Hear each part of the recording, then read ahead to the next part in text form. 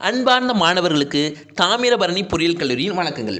நாம் இந்த வீடியோவில் ஏபிசி அனாலிசிஸ்னால் என்ன அப்படிங்கிற டீட்டெயில்டாக பார்ப்போம்.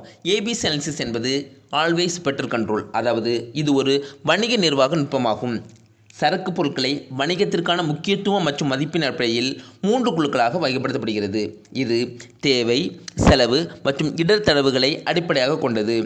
மிகவும் மாறுபட்ட விலைகளை கொண்ட பல்வேறு தயாரிப்புகளை உடைய நிறுவனங்களுக்கு இது ஒரு பயனுள்ள வகைப்பாடாகும். கேட்டகரிஸ்: ஏ, வணிகத்தின் வெற்றிக்கு மிக முக்கியமான உயர் மதிப்புடைய பொருட்கள்.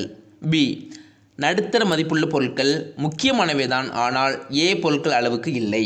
சி, வணிகத்தின் வெற்றிக்கு முக்கியமில்லாத குறைந்த மதிப்புடைய பொருட்கள். யூசஸ்: சரக்குகளை நிர்வகித்தல், எந்தெந்த தயாரிப்புகள் மிக முக்கியமானவை மற்றும் நெருக்கமான கண்காணிப்பு தேவை மற்றும் எந்தெந்த தயாரிப்புகளுக்கு குறைவான பராமரிப்பு தேவை என்பதை கண்டறிய உதவுகிறது. ஆபத்தை குறைக்க, திருட்டு அல்லது சேதம் காரணமாக மிகப்பெரிய வணிக அபாயங்களை ஏற்படுத்தும் சரக்கு பொருட்களை அடையாளம் காண உதவுகிறது.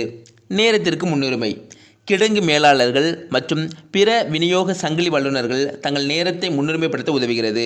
விற்பனையை அதிகரிக்க, அதிக மதிப்புடைய வேகமாக நகரும் பொருட்களை கண்டறிதல், தேவை திட்டமிடுபவர்கள் தேவையை பூர்த்தி செய்ய மற்றும் திறமையாக வேலை செய்ய உதவுகிறது.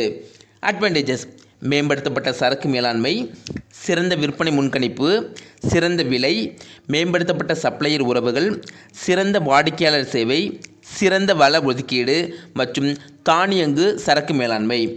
லிமிடேஷன்ஸ்: வரலாற்று தரவு சார்பு, ஒற்றை அளவுகோல், தேவை மாறுபாட்டை கணக்கில் கொள்ளாதது, மற்ற காரணிகளை கருத்தில் கொள்ளாதது, நெகிழ்வுத்தன்மை இல்லாதது, வகைப்பாட்டில் சார்பு, சில வகையான வணிகங்களுக்கு மட்டுமே மட்டுப்படுத்தப்பட்டது, பருவகால தேவை கணக்கில் கொள்ளாதது மற்றும் பாரம்பரிய செலவு அமைப்புகளுடன் முரண்பாடு உடையது.